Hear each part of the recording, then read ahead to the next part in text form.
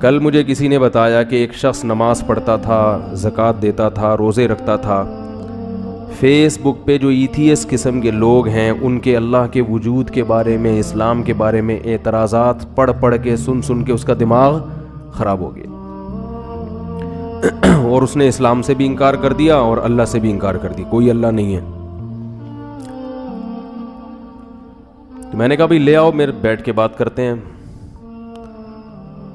لیکن اس کی کیفیت یہ ہے کہ اس کی راتوں کی نیندیں اڑ گئیں، بے سکون ہو گیا۔ یہ بات خوب اچھی طرح سمجھیں کہ یہ جو علماء کہتے ہیں نا کہ اہل حق کو سنو، بعض لوگ ہمیں اس پہ اندھی تقلید کا تانا دیتے ہیں، اندھی تقلید کا تانا دیتے ہیں کہ دیکھو یہ تو اپنے علاوہ کسی اور کو سنوانا چاہتے ہی نہیں ہیں۔ آپ نے دیکھا ہوگا اکثر لوگ جو ضرورت سے زیادہ لبرل ہے وہ کہتے ہیں سنو سب کو، کہتے ہیں نا سنو سب کو، پھر خود فیصلہ کرو کہ کون صحیح ہے اور کون غلط۔ کل میں نے کسی ایسے شخص کا کلپ دیکھا جو یہ کہہ رہا تھا کہ سب کو سنو، وہ ہے مسلمان جو یہ دعویٰ کر رہا تھا، ہر قسم کے علماء کو سنو، خود فیصلہ کرو۔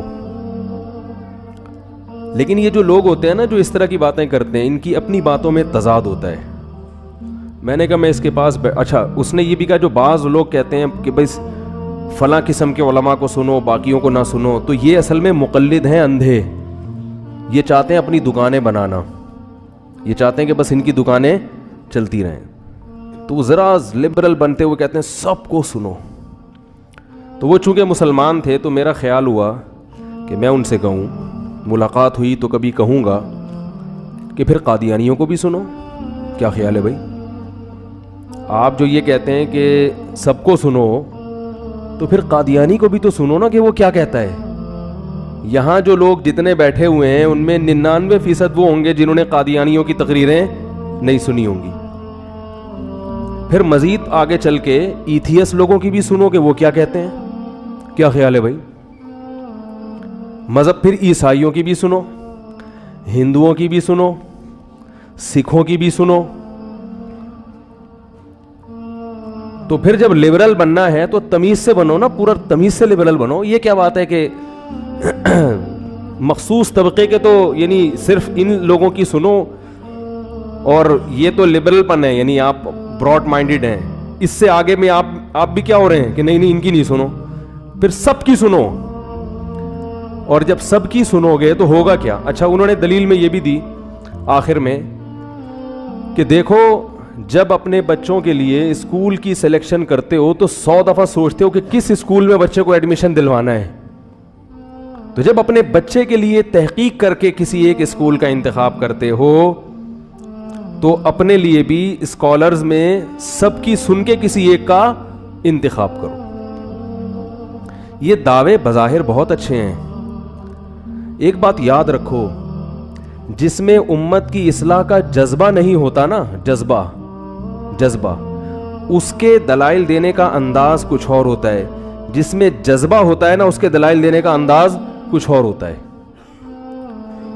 میرا خیال ہوا کہ میں انصاف سے کہوں کہ یہ جو آپ نے کہا کہ اپنے بچے کے لیے آپ درجنوں اسکولوں میں سے ایک کی سلیکشن کرتے ہو، تو یہ بھی تو اب بچے کو اپنی اندھی تقلید کروا رہے ہو۔ جس کی سلیکشن آپ کرتے ہو بچے کو اس میں ایڈمیشن، آپ کو چاہیے کہ بچے کو اختیار دو کہ بیٹا آپ درجنوں اسکولوں میں سے جو تمہاری سمجھ میں آئے اس میں ایڈمیشن لو۔ بہت مشکل ہے سمجھانا۔ آپ کیوں انتخاب کر رہے ہو؟ آپ کہو گے میں مربی ہوں، میں زیادہ تجربے کار ہوں، میں نے دنیا دیکھی ہے، تو یاد رکھو اسی طرح ہم یہ کہتے ہیں کہ علم میں ہر ایک جیسا نہیں ہوتا، کچھ مربی ہوتے ہیں، امت کے خیر خواہ ہوتے ہیں، علم میں مضبوط ہوتے ہیں، علماء وقت کا ان پر اعتماد ہوتا ہے، ان سے پوچھو کہ کس کو سننا ہے کس کو نہیں سننا۔ جیسے آپ اپنے بچے کو یہ اختیار کبھی بھی نہیں دو گے کہ جس کو چاہے جا کے سنے۔ لوگ والدین کو میں چونکہ اصلاح کا جذبہ ہے نا اولاد کا، وہ نہیں چاہتے کہ بگڑے، وہ قادیانیوں کی سننے نہیں دیں گے کیونکہ ان کو اسلام پر اعتماد ہے، وہ کسی ایسے مسلک کی سننے نہیں دیں گے جو باطل ہو، کیونکہ ان کو اپنے مذہب پر بولو بھائی اطمینان ہے، انہیں زندگی گزار لی نا, ان کو اطمینان ہو گیا, ان کو 100% اطمینان ہے, وہ کبھی نہیں سننے دیں گے, وہ کسی جعلی حکیم کے پاس نہیں بیٹھنے دیں گے, وہ یہ نہیں دیں گے بیٹا تمہیں اختیار ہے, جو بھی حکمت کی چورن چٹنی کھول کے دکان بیٹھا ہوا ہے تم خود جا کے علاج کراؤ, خود چوائس کرو, جانے سے منع کریں گے کہیں تجربے کی بھیٹ نہ چڑھ جائے. کیا خیال ہے بھائی؟ بولیں گے بیٹا یہ ریلائبل ڈاکٹرز ہیں, MBBS ان کے سرٹیفکیٹ ہیں, ان کے علاوہ آپ کو کہیں اور جانے کی اجازت, بولو نا یار, نہیں ہے. بچہ 1000 دفعہ کہے کہ وہ جو قبلہ حکیم صاحب ہیں جن کے پاس اگرچہ سرٹیفکیٹ نہیں ہے, نہ انہوں نے کسی سے سیکھا ہے, ان کا مطالعہ بہت وسیع ہے, جب بھی کسی چورن کے فضائل بیان کرتے ہیں تو کتاب کا صفحہ نمبر اور کتاب کا حوالہ ان کو یاد ہوتا ہے. مان لو گے یہ؟ کیونکہ آپ میں اصلاح کا جذبہ ہے, آپ نہیں مانو گے, آپ بولو گے ایک تھپڑ لگاؤں گا اگر مجھ سے دوبارہ تو نے اس موضوع پر بات کی. یہ ڈاکٹر سارے فضول ہیں جو کلینک کھول کے بیٹھے ہوئے ہیں. تو میں پہلے وہ بات مکمل کر دوں, جو ایتھیسٹ ہے نا, آپ ان کی تقریریں مت سنیں, اس لیے کہ یہ انڈرسٹوڈ ہے یہ بات, دلائل سے حاجت نہیں ہے اس کی, بالکل پکی ڈھکی بات ہے کہ ہم خود سے نہیں بن سکتے. یہ میں اس لیے مکمل کر رہا ہوں کہ کلپ بازیاں شروع ہو جاتی ہیں تو وہ ادھورے کلپ آتے ہیں.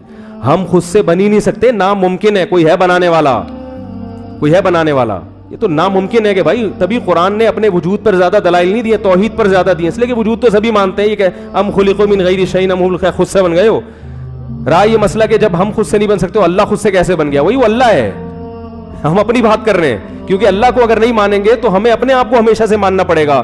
یہ بات عقل, یہ زیادہ بے عقلی کی بات ہے. ایتھیسٹ جو ہے نا وہ اللہ کا انکار کرتا ہے اس بیس پر کہ اس نے وہ خود سے کیسے ہے, اور اپنے آپ کو ہمیشہ سے ماننے کے لیے تیار ہو جائے گا.